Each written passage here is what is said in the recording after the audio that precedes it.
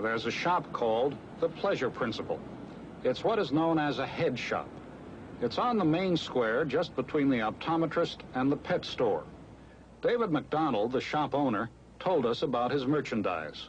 It's a scale that will weigh out accurately the more precious commodities, generally of a powderous nature.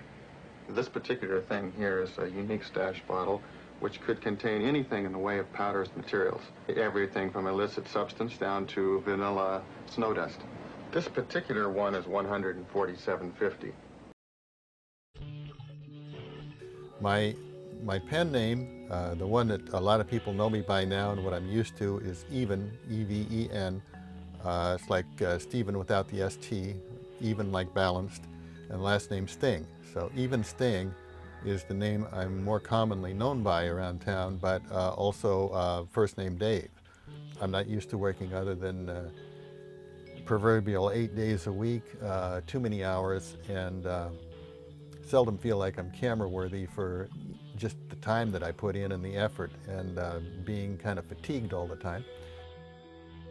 I was working in San Francisco between approximately 1960 and 1963, when I immediately joined up with a relative up here, and he was right away out selling jewelry to jewelry stores, and I was pretty much running it. I was doing a retail shop. So at that time, jewelry, gifts, and luxury items were pretty much limited. We had wedding bands and sets. It was pretty much stereotyped, you know, and it wasn't until about 1971 that I started experimenting a little bit. And so the first unique little items appeared in the window maybe in 1971, and it was a slow progression until we realized that we were on a route to experimenting with the parameters of what all constitutes luxury items.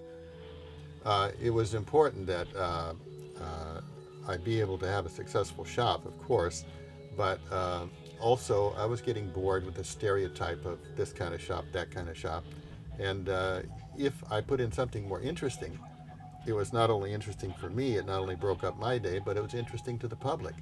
So in a slow progression of things, we started experimenting more and getting more attention, and eventually that became the crux of what moves the shop forward. Over the years, I was always of a mode of mind that I would never much look back, I always look forward. And rather than completely obliterate something from the past, little remnants of it seem to intrude everywhere. And pretty much they are just remnants, but at the same time, I'm so busy trying to concentrate on new aspects and stuff that'll break up the monotony both for me and the customers, that a certain amount of chaos seemed to just come right along with it.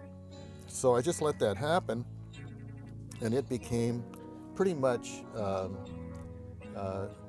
a focal point of describing the store. Well, it's this little shop, and it's got unpredictable little things all wedged in it, and there's always a lot of chaos in the fringes and clutter and so forth, and it just seems to be part and parcel of both the description and its methodology of operation. I think as time went along, my vision of what I was doing was becoming more clear, and everybody was evolving in their own way. So it was the type of thing where I wasn't trying to be stereotyped, I was just trying to do something original and go my own way.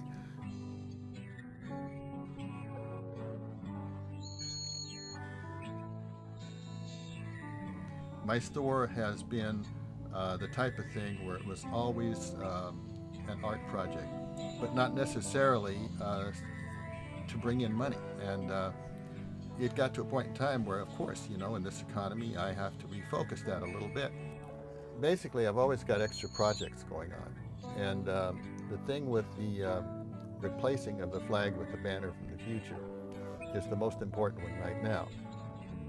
They call it the Guardian Banner because these guys here that are in these craft, who may have seeded the earth, have always been called the Watchers or the Guardians of the earth. And anyone who has this pasted on his bumper is also one of the guardians of our freedoms. So little by little, this thing is gaining tremendous popularity, and I think it'll probably reach critical mass in marketing within a very few months. This will accelerate at something fantastic. All in all, I think that the that the banner is going to be just a serious part of United States culture. My customers now are saying, you know, since I got this thing, I've been seeing it everywhere. If what I think, what happens, I think will happen, and I'm having a mega success in this replacing of the American flag, what's going to happen is that the money will allow me to shift lifestyle.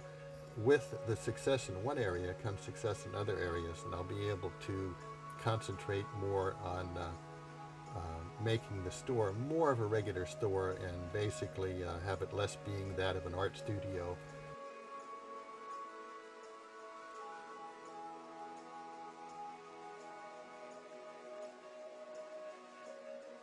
My dogged determination is that I have ulterior motivation. That motivation is to not just survive, but mainly to make a statement in having been here. Having been here for so long, having represented a certain element, which is to say, to express freedoms in a very unique, constricted, limited environment. It was a difficult medium to express oneself, but somehow I managed to do it, and I probably have the most stubborn set of genes that exists on the planet. A lot of people have come to the point in time where they, more than ever, respect what I'm handling, how I'm handling it, where I'm coming from, and the fact that I'm still here is very important to them. Even if they have to come in after 11 o'clock at night and drop me an extra 20 after the sale just to say, hey, just take this, I just want you to be here.